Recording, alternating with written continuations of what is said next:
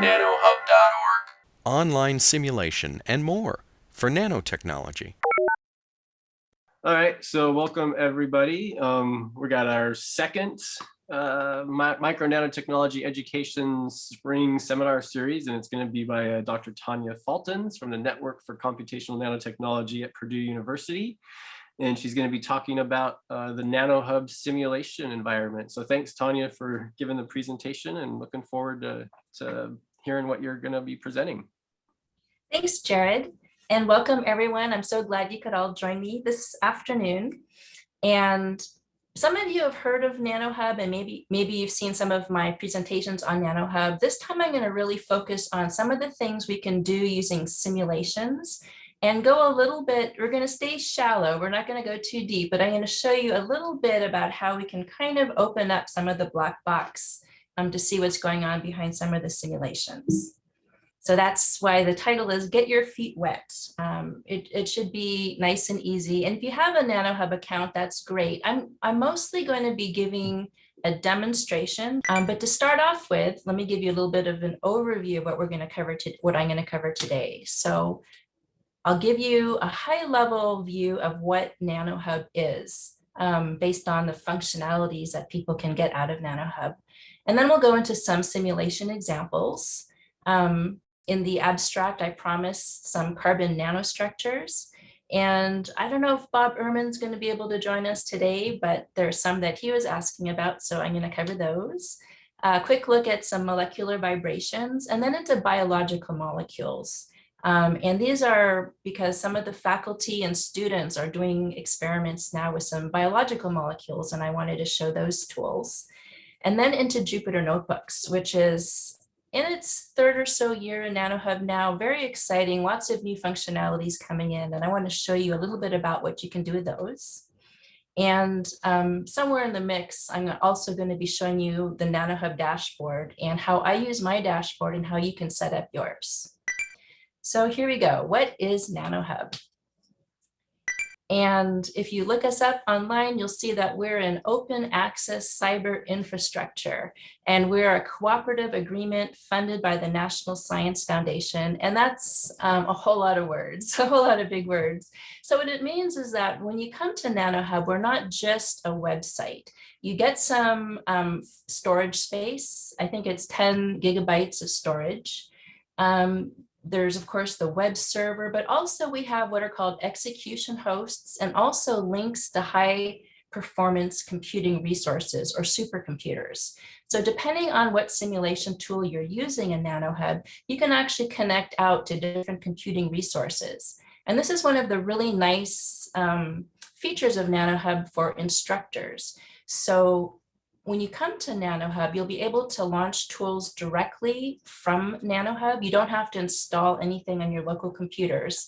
And for any of you who've had to deal with IT at your universities or colleges or in high schools and having to install software into a lab full of computers or helping students install software on their various different operating systems, it's a lot easier if installation isn't required.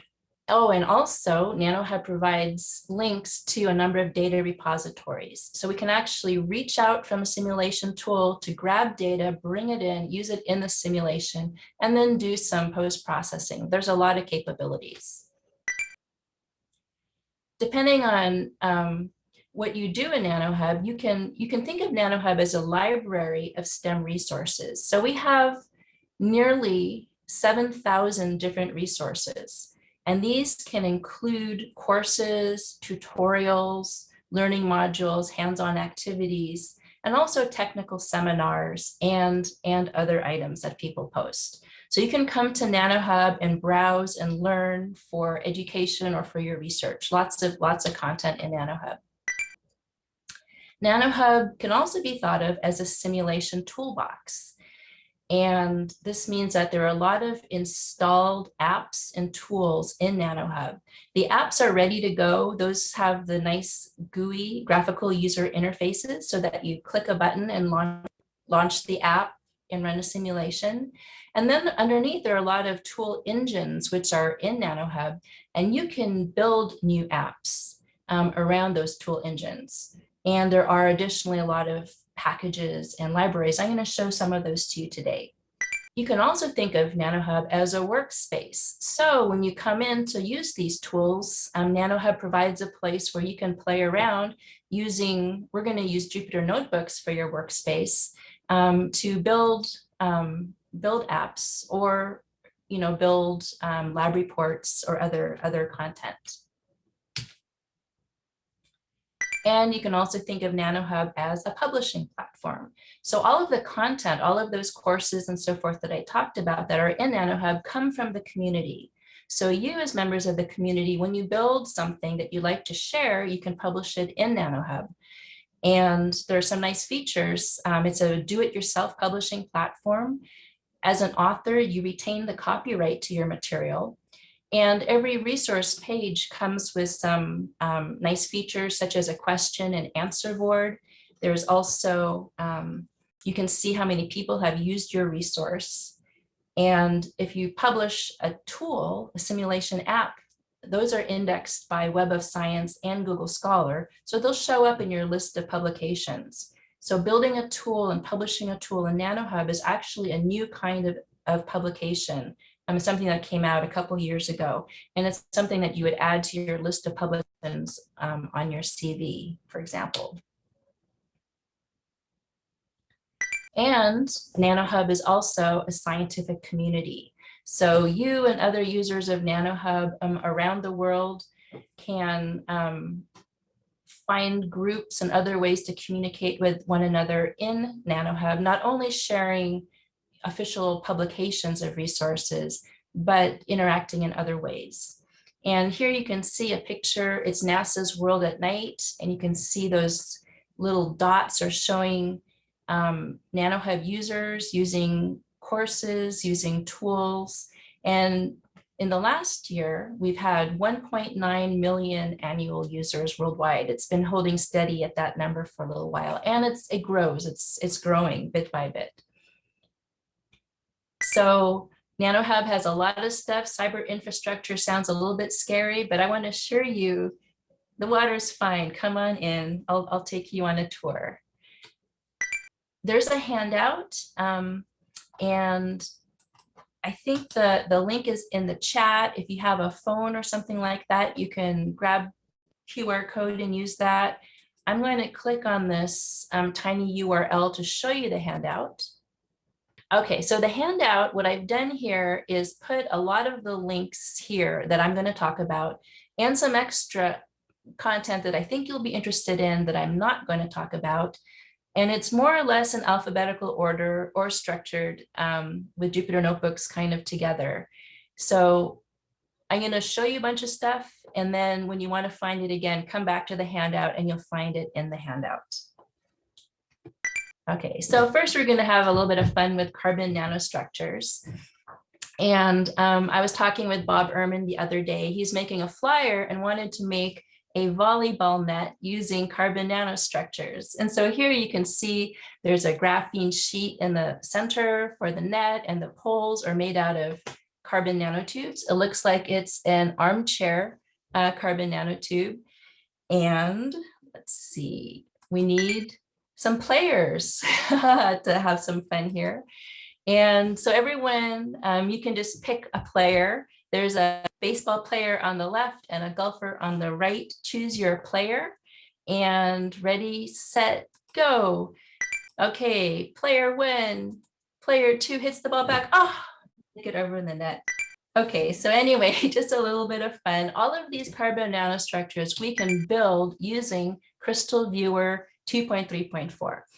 And what I should mention is that there are several versions of Crystal Viewer. When you go to Crystal Viewer and use the link that I shared, you'll come directly here. And you want to make sure that you see this little note where it says archive version 2.3.4.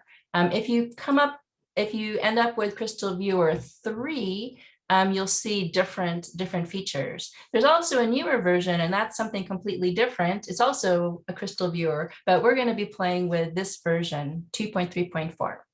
So as long as you're logged into nanoHUB, you click the button to launch the tool. And this is one of the more traditional types of nanoHUB tool that's installed in nanoHUB. And one of the things you can do is resize the window. So I'm going to drag this up and over a little bit there. And so here's the view that you get. So one of the nice features that I was showing you is that you can take this lower corner and you can drag the window to be a different size. And also, if you double click on the title here, you can rename it.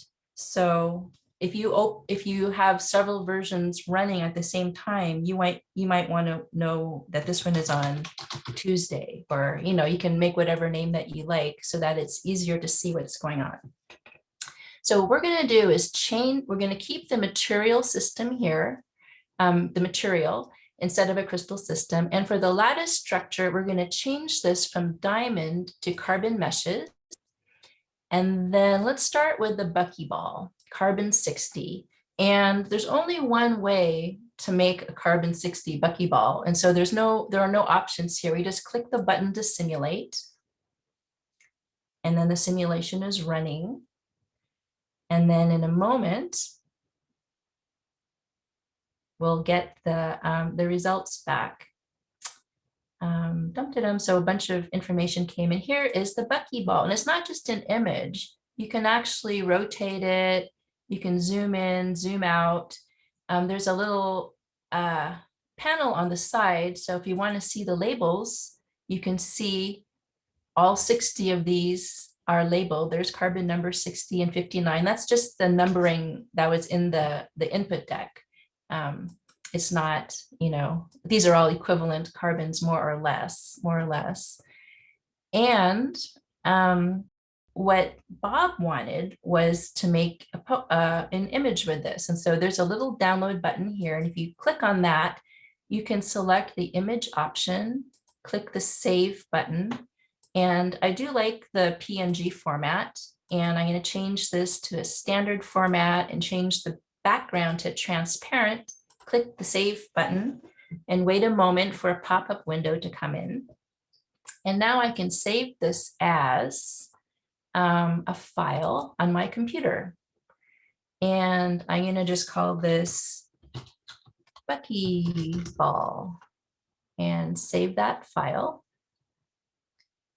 And then I'm going to come back to the handout and just sort of scroll down here and see if I can insert the image so you can see what it looks like. So I'm going to upload it from my computer. There's the buckyball and there's the image, kind of large. So I'm going to just compress it down. You can also, use the draft version, but it's a pretty nice quality image. And again, if in the simulation tool you rotate it around, you can download different views of the buckyball. So a really nice, easy way to make some graphical elements. Now let's come back here and I'm going to show you how to make graphene, a sheet of graphene. Here, LX and LY represent the height and length of the graphene sheet. And I'll just guess some numbers. You can play around with this on your own to make something of the size that you want. Let's say make this a 5 by 9. And we just want one sheet. And everything else looks good. I'm going to click simulate. And again, just wait a moment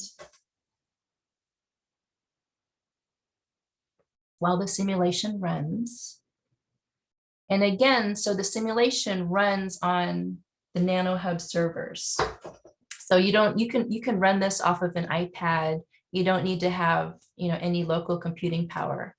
And there is the graphene sheet. And you can zoom in and out and so forth and, put it at an angle, play with it however you like. And again, the same thing, you can use this download option.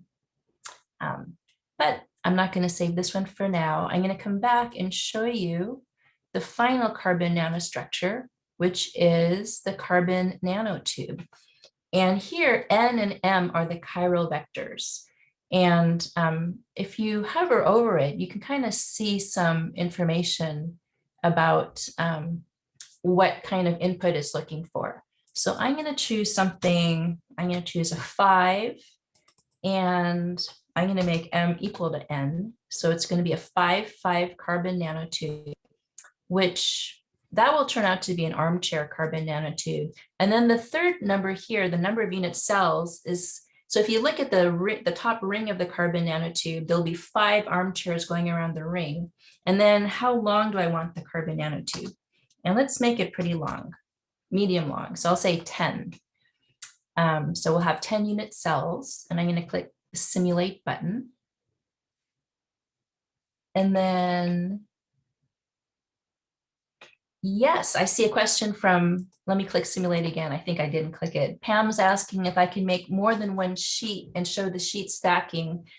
Yes. Now I need to double check. Apparently there are a number of different ways that graphene sheets can stack, and we'll come back and take a look at that. Here's where stretching this out might help a little bit and making this a little bit smaller. It's okay if it's tiny in the window, because when you download it, if you use it, it will be bigger. So you can see the top edge there is the configuration that we know for armchair carbon nanotubes. You can also, rotate it, look down the center. And if you were to make one of the chiral carbon nanotubes, you would actually see the chiral spiral here. So this is something really easy to use. I have a couple of resources listed in the handout. We use this a lot for nano days, where we have middle school's children building models and then also simulating these on nanoHUB. So yeah, if you come back here and to answer Pamela's question, if I come back to graphene, the number of sheets we can change to some other number. Now, like I said, there are different ways that graphene stacks, and I'm not sure which one they've selected here.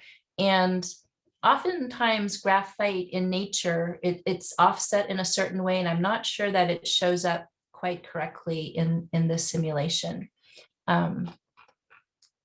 So here you can see the stacking, and you probably have to play around with it a little bit and zoom in. And there's a little button here, this green cube, where you can change it from being a perspective to not perspective. And you can see here that these are actually not offset.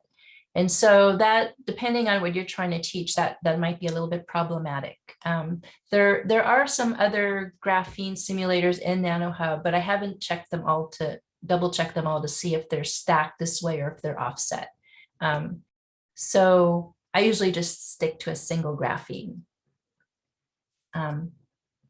So coming back to the presentation, that was just a really quick look at some of the things you can do with Crystal Viewer tool. In my previous presentation, I showed how to make gallium arsenide and silicon crystal structures and slicing planes. So there's a lot more you can do with that. This next image shows some of the vibrational modes of the ethene molecule. And so you can't really see where the double bond is because the green atoms represent carbon, the white are hydrogen, and there's a double bond here. But if you're a chemistry instructor and you want to let your students know that molecules aren't just static, they're constantly moving, and these are some of the basic movements. There's a tool called ab initio simulations with ORCA that will allow you to do those simulations. And the tool is very straightforward. I'm going to skip going to that tool so that I have enough time to get through the other simulations. But again, this link is in the handout. And if we have time at the end today, we can come back and talk about it.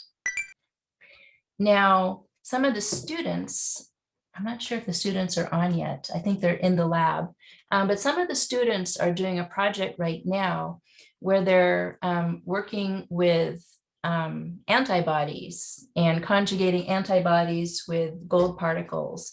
And so I thought it'd be interesting to look at some biological tools in nanoHUB. And so the tool that I'm going to show next allows you to view a molecular structure, see a distance map, and a contact map for that structure. And what this means is that I should have figured out ahead of time. So starting from the nitrogen end of your amino acid sequence, and then following the structure residue by residue all the way around to the carbon terminus, each residue has an index from 0 all the way to 70 something, looks like about 75 or so. And what this distance map does is it shows how close is a residue, whatever the number here is, to the ones next to it. And so everybody is going to be right next to the ones next to it, because the amino acid is a long linear polymer. And so you're going to see that the 0, they're connected to their neighbors along this diagonal and like right next to the diagonal. But then in some cases, depending on the structure, they might be very close to some neighbors. And so here you can see some pleated beta sheets. This one looks, we have some parallel and some anti-parallel sheets. There's a helix, it might be an alpha helix. And so some of these structures bring amino acids close to other ones that are further along down the chain, but they're close in space. And so you'll see some of those showing up as these blue areas. And then the contact map shows which ones are actually touching in a way. So amino acids and proteins fold into these intricate structures and different places are in contact. And looking at the contact map and the distance map is one way of understanding these secondary and tertiary, even quaternary structures of proteins. So this is the built-in example that's in the tool I'm going to show you. And then here is Immunoglobulin G, which is a really common antibody that a lot of people use. And so I thought the students might be interested in seeing this. So the same tool will allow you to see the molecular structure of Immunoglobulin G. And you can see that its distance map looks very different. This is a much larger structure than the previous one. You can see this amino acid index here goes to about 75 for ubiquitin. And here we're going to, 1,200, 1,300. And so there are multiple units that are brought together, and you can see higher order structures. And then again, the contact map, you'd have to zoom in to see more details here. But this is the tool where you can do this. It's called Protein Contact Maps. It should be on your handout. And I'm going to click the link to bring us to the tool. And again, click the button to launch the tool.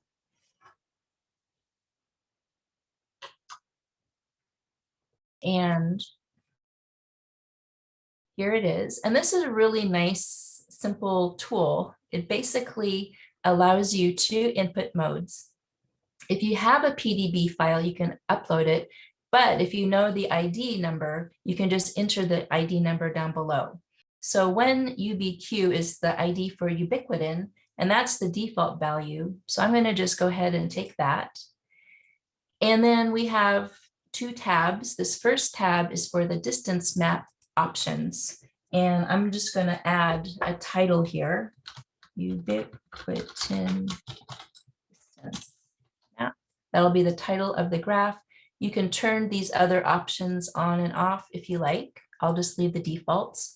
And here I'll add a title.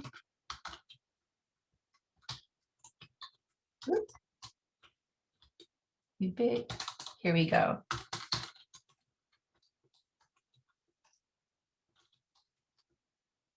And the threshold is 8 angstroms is about what's often used, but here's the mouse over information. It tells you how close the atoms have to be counted as being in contact. And now I'm going to click the button to generate the output. The simulation is running. And these go pretty fast. And in fact, for some of the other simulation tools, after you run them a few times, especially the ones that take longer, the results are memorized, or nanoHUB knows if it's run a tool before, and it can often bring back the simulation results right away, so that if you're doing this in class in a lab, you won't have to wait too long. So again, here is the distance map for ubiquitin, and there's a download button. which will, let me see if I clicked it. Oh, which will allow you to save the image. I won't actually save this one. And then in the outputs, we can also see the contact map. And again, that's just an image that you can download. The data table, I'm not sure if I could use the data table, but those are those calculated values. I usually just skip that. And here's the molecule viewer, which is kind of nice. Now this view is a ball and stick model, and the red represents oxygen, which is the oxygen from a water molecule. But this isn't very easy to, it's not very easy to see the structure using a ball and stick model for something like this. So I'm going to open up this panel, and instead of ball and stick, what's really helpful is the cartoon view. And there we can see some of the structures. And so if there's a beta sheet, we'll see these arrows that are kind of lined up, and they'll either be parallel or anti-parallel. You can see the turns between the different beta sheets. You can see a helix, and alpha helices are very common, so that might be an alpha helix. And you can see some of the other connecting information, connecting parts of the structure. And then again, you can download this either as a PDB formatted file or as the image, and then save it to your computer. So I'm going to come back here. So if you know the PDB ID for something else, you can select another molecule. So let me see, 1IGT, that's the ID for immunoglobulin G. And here, oh, I don't want to type that. I'm going to say IgG. And I'll change this one to IgG. And then click the button to run this simulation.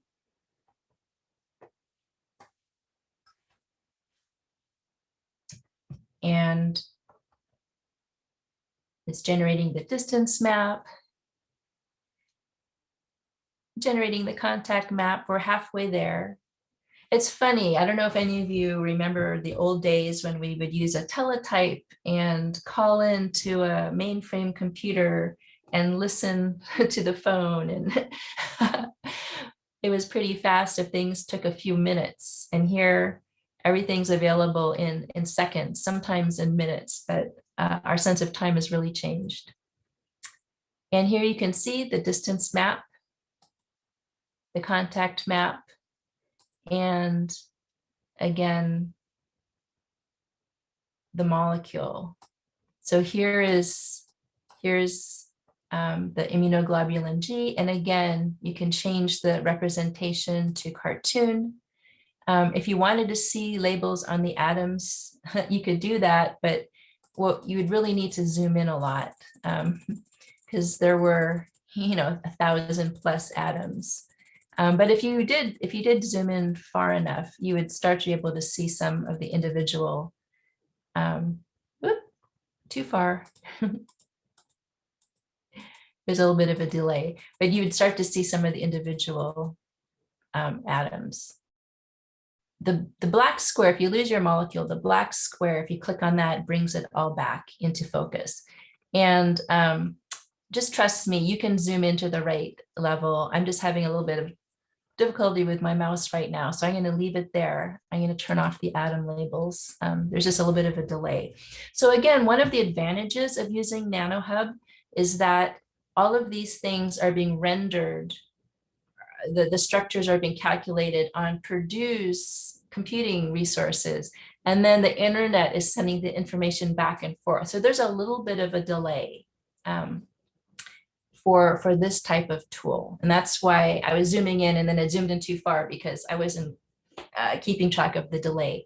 But there are other tools where the rendering, it happens locally, and it'll be a little bit faster. So I'm going to come back to the PowerPoint. And again, if anyone has questions, please feel free to put those in So here, this molecule might look familiar. This is that same molecule, immunoglobulin G. Here, it's rendered a little bit differently. So you can see some of the different structural features being colored in a different way than the previous tool. And this is going to use a different tool in nanoHUB. So here, it's called Demo of Loading and Visualizing Proteins from the RCSB Protein Data Bank. And this is a Jupyter notebook tool. So this interface is completely different from the previous tools that I've shown you, which are what we call Rapture tools. That was just the name of the GUI builder that was used to create those tools. I'm going to talk a little bit more about Jupyter going forward. I'm going to show you this version first. Make sure that I click the button. And sometimes it takes a few seconds to load, but once it's loaded, it goes a lot faster. So in this particular tool, it's set up what's called app mode. So you can see that there is a drop-down menu and you can select different proteins. And then there are these little checkboxes where you can change the representation and overlay different representations. So there's the surface overlay. I can add the cartoon. I can take away the sticks. And then there's a slider for opacity. And these little controls at the bottom are called widgets. And widgets there are a lot of Jupyter Notebook or Python widgets. And here, let me come back to just regular cartoon version. Again, you can manipulate, I'm using my mouse to rotate this structure around, and you can pull down other structures. So this one, I believe, is a Zika virus, and we can zoom in and look around in here, etc. But once you're finished with these 4, it seems like, well, that's all there is. So this is a demonstration tool. But something else that's kind of cool is that you can click the button to edit the app. And now we're going to look inside or underneath the surface to see what's going on. So this is the code that was underneath that, the app view. So you can see that it's importing a library. NGLView is a library or package of computer commands that connects to the protein database. And then here are some other libraries and functions that are being imported. So I talked about widgets. So they import all these widgets and so forth, but you don't have to know all the details here. Let's say that what we really want to know is how can I look at a different protein than the ones that were given?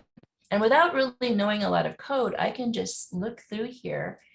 And here I see it says molecule is a drop down, and here are the options. And there are only 4 options there. And I can see the format, and just guessing, I'm going to just add a comma and then a quote and 1 IGT. That's the name of the immunoglobulin G. And then what you do, and then to run this, I'm going to start at the top and I'm going to click the run button.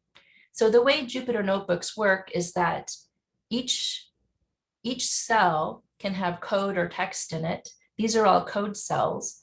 And so I'm going to just run all of the code cells in order. And then now I'm coming down to the place where we see the tool, and I'm going to check the drop-down menu. And if you notice, now there is that 5th option, 1 IGT that I just added. So I'm going to select that and then come back here and wait a moment. And there it is.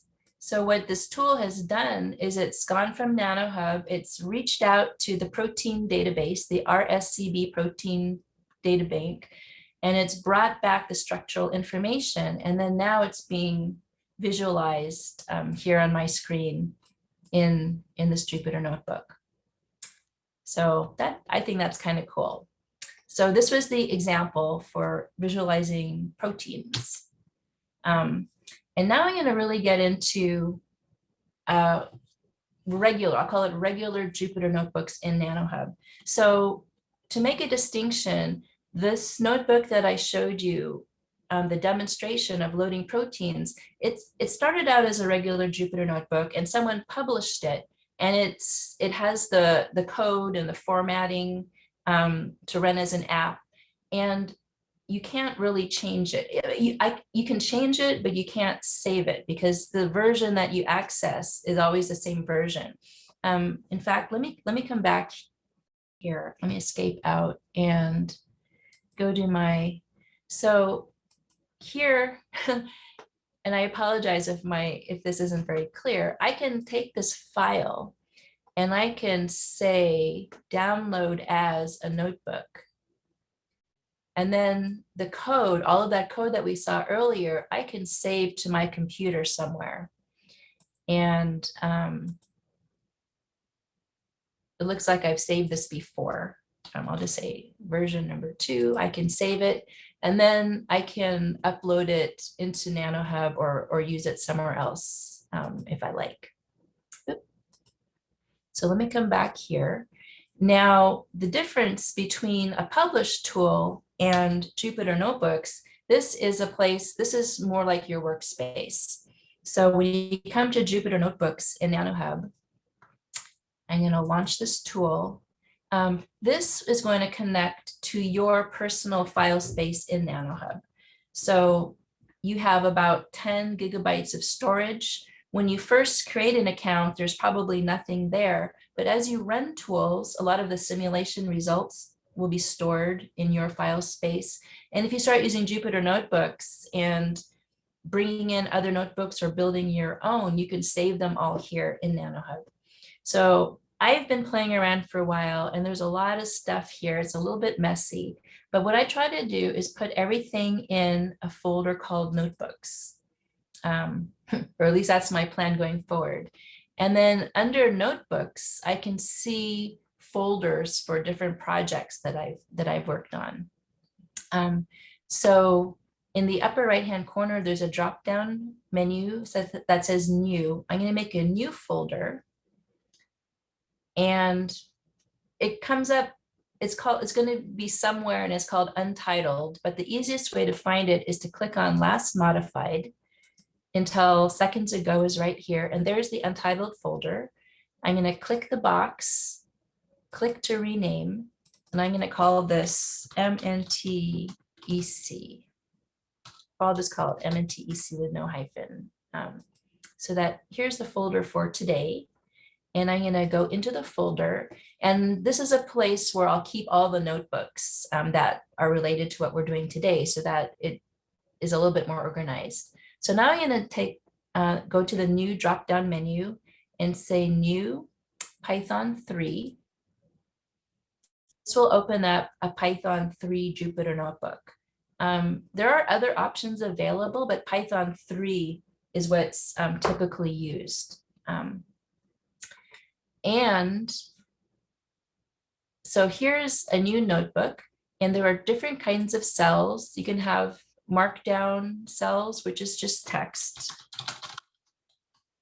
And if I run it, it just shows up as text. And if I come back, and if I knew more formatting, I could put in some formatting commands, and when I run it, it'll format as different types of text. And then there's code. Now, I'm not really a coder, so I'm going to show you what a lot of people do. There's a really big community of people using Jupyter notebooks, and you can bring in code from other places and put it into your Jupyter notebook and save it. That's what I'm going to be showing you in a moment. But I also want to show you these tabs. So I'm in this, what's called the Jupyter notebook, and this one is called Untitled. And there's another tab with this other icon that's the Jupyter, the sort of circular icon. And this is the Jupyter dashboard. And this is where we started and where you can see your file structure. So the current folder that I'm in is MNTEC. You can click to go back to notebooks. You can click on these folders to go into the folder, and you can see the green marker means that I'm running this notebook right now. So I'm going to leave this here and come back to my presentation. and talk a little bit about some of the things that are available in nanoHUB for Jupyter notebooks. So there are what are called kernels. There are libraries and packages. So the kernels are the different languages that you can run. So there's Python 2 and 3. You can use Octave. We actually have MATLAB. And so in the handout, you can see that one of the versions of Jupyter 5.1 has MATLAB, and there's the R language. So there are these different kernels that can run these different languages. There's also a whole bunch of mathematical scientific packages. And I'll just show you some of the names. A lot of people use these for machine learning. That's becoming really popular. Today, I'm going to focus mostly on some periodic table manipulations, getting data from those, and just some basic features. But I want to show you that there's more. And this is just a subset. I just picked a few of the things that you might be interested in playing with. If there's a library or a package that you want to use and it's not in nanoHUB, then you just click on the help button in the upper right-hand corner of a nanoHUB window and you ask them to install it. And then as long as it's open source and it can be installed, it'll be available for you to use pretty soon. I also want to point out that nanoHUB provides connections to data. So we saw how it connected to the protein database, but nanoHUB also connects to other databases. So there's a crystallography database, materials data facility, the RCSB protein data bank, Wolfram Alpha, Citrine Informatics, the materials project, Kim has interatomic potentials, and more. These are just some of the examples. And again, if there's a database that you want to connect to that's not already allowed, just go to the help window and ask for nanoHUB to make that connection. The default is that nanoHUB doesn't connect anywhere unless someone requests it, just for security reasons. But we want to help the community, and so if there is a legitimate place to connect to, just put in a request and they'll take care of that. So in your handout, there's an article, there's a resource on setting up your nanoHUB file structure. And if you click this view link, I think you'll download the video, but you can watch a video on YouTube. And also here in the supporting documents, there's a PDF of the handout. So you can watch a video of me explaining how to set up your file structure. And then pretty much these are all the instructions. So you don't have to watch the video, either way works. I wanted to point that out to you in your handout. And then coming back to my presentation, then I want to show you a couple places out in the world where you can find code and try it out in nanoHUB. So biopython is one of the packages or libraries that's installed in nanoHUB. But people in the real world out there, they use biopython. And here's a link to the biopython.org tutorial. And here, this is, just in the very beginning of the tutorial saying, what can you do with biopython? And basically you can read, you can do these things. Let me make this a little bit smaller if that's easy to do. Because most of the time when you think of sequences, you're going to see a string of letters like that. And you can make these sequences using biopython. And so here's some example code. Okay, and what they're doing here is they're using those 3 markers to show where the code is. So I'm going to just grab the markers. I think it doesn't matter if they're there or not. I'm going to hopefully copy, and then I'm going to come back to my notebook and I'm going to paste that code in here. And I think it doesn't matter. I'm going to just click whether I have 2 or 3. I think those markers don't really mean anything. So I'm going to click run. Oop, it does mean something. So I'm going to clean this up. I'm going to erase these markers. And now I'm going to try clicking run. Okay, so the first line is importing the library. So biopython is called bio, and it's importing this feature called sequence. And then here it's setting up, it's saying make a sequence with AGT, ACA, CT, GGT, and call it my sequence, and then show me what my sequence is. So again, if I take that code and I just say my sequence and I run it again, it'll just show me that sequence. Now, if I go back to the biopython tutorial, you can take the next bit of code where it says print my sequence and come back to your notebook, paste it in and run it. And then you can basically, so what I'm showing you is that you can look at this tutorial online, and wherever they're saying, wherever they're showing you commands that you can do, you can copy those commands and paste them into your, make sure you don't get an extra space, paste them into your Jupyter notebook in nanoHUB and run them. And here's the output, and you can come back and just check like, yep, it's working the way it should. And here's the command for doing, that was the command for a complement. And here's a command for a reverse complement, and run that, and etc. So you can follow these tutorials that you find online. And here I'm going to just click save to save this. Oh, I shouldn't call it untitled. I'm going to call this biopython tutorial. I'm going to rename it. I'm going to save it. And then I'm going to come from my Jupyter notebook back to my dashboard, and I can see that biopython tutorial, like that's the file and it's saved. So moving ahead, here is another tutorial. So Mendeleev is another database that's out in the world, and you can read the tutorial.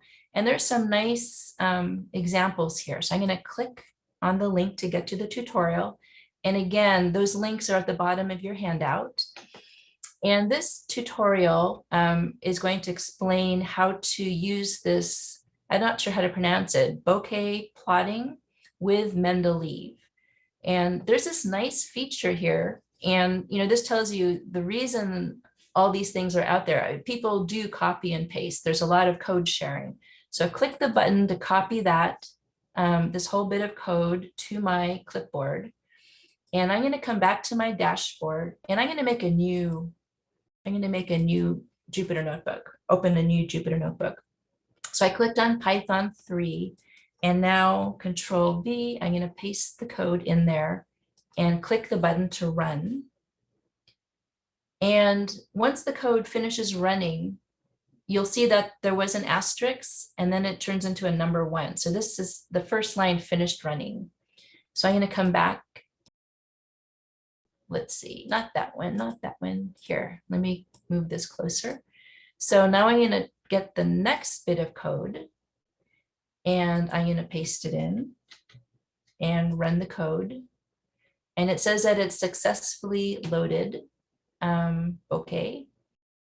And then I'm going to come to the next bit of code. It says now we can get data from Mendeleev as a data frame, as a pandas data frame, through the get table method, which may or may not make sense, but we can copy this and just try it out to see what happens. So I'm going to copy it and paste it and run it in nanoHUB.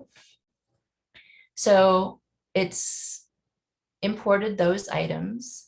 And now we're going to copy the next bit of code and paste that in and run it. And then the fun's going to start. So now to plot the default periodic table, we're going to use this function. So I'm going to copy that code, come back, paste this in and run this. And now I've just created a periodic table in my Jupyter notebook in nanoHUB.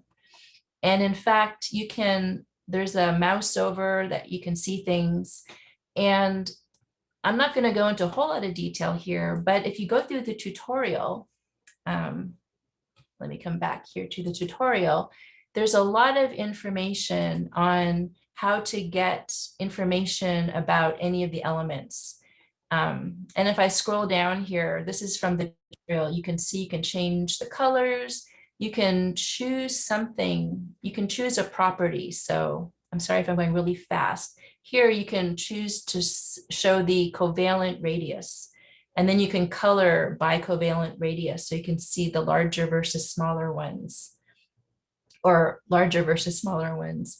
You can also color by, for example, further down, there's electronegativity. So here, I'll just copy this code and come here and paste this in and run. And now I have a periodic table that shows these values here, 3.98, 2.96, the values there, and I can turn off that mouse over. Those values are the electronegativities. So if you want to make a custom periodic table, you can do that. And then there are these different colors. So there's one, this one is viridis, the greenish colors. And there's another one called plasma. And if I want to change that, I'll just rerun this. And then the same periodic table showing the electronegativities comes up with these plasma colors. And all of this information is in the manual. So if you find interesting information out in the world, thank you, Billy, out in the world, you can copy the code, put it into your notebook. And again, let me change this to Mendeleev. This is my Mendeleev notebook. And I'm going to click the save button. And if I come back to my nanoHUB dashboard, I'll see I now have these two notebooks. And if I log out and come back tomorrow or whenever, these notebooks that I've created are still going to be there in my nanoHUB file space. So moving right along, I'm going to just go really fast through these last couple of items just to show you that there is this resource on machine learning for material science. But this tool will have several notebooks, and you can see here there are 4 notebooks. The first one is on querying databases, and then organizing and plotting data, linear regression, neural networks, etc. But the first ones talk about how to do things with Mendeleev and PyMatGen. So those might be really interesting, even if you don't want to do machine learning. They also have a tutorial, so a video tutorial where they talk just the way I'm talking with you. They had a tutorial, they recorded it, and you can access that tutorial with this URL. And hopefully that's also in your handout, but you'll also get these notes here. And here's the link. There's my mouse. Here's the link to get to the tutorials. And when you click down here, you can come to YouTube and you can just watch the video of how they used Jupyter notebooks. It's also really important in nanoHUB to run that notebook. So that tutorial is available to you. And that was the end of my presentation, the part that I have planned. So hopefully you've seen a little bit of what you can do in nanoHUB, and you're excited about getting your feet wet, enjoying the water, playing around. And hopefully some of you have some questions, if you, and I'd be happy to address any of those now. That was a great presentation, Tanya. Thank you. Well, thank you. Does anybody have any questions that they would like to ask? Oh, and something I forgot to mention, on the handout, my name and email are there. And the reason is that I want you to have no hesitation to send me an email, try things out. If you run into problems, have questions, want to know about other stuff, just send me an email and I'd be happy to help you as I can, have a meeting. If there are a bunch of you that want a short tutorial on something specific, I'm happy to do that as well. I've been playing around in nanoHUB for a while. There's always more stuff to learn, but I might be able to help you out if you stumble. Yeah, I used nanoHUB as a student in my nanoscience program, and it was very good. A lot of concepts that you can't learn because you can't see stuff at the nanoscale. So having the simulations was very helpful. Oh, that's great. Okay, well, thanks everybody for coming to today's session, getting your feet wet with nanoHUB. Thank you again, Tanya. This was a very, very good, thorough presentation that showed a lot of good simulations that I think people can use in their classrooms. And Yeah, I want to thank thanks. everybody else for coming today, and I hope you all have a great day. Thank you all so much.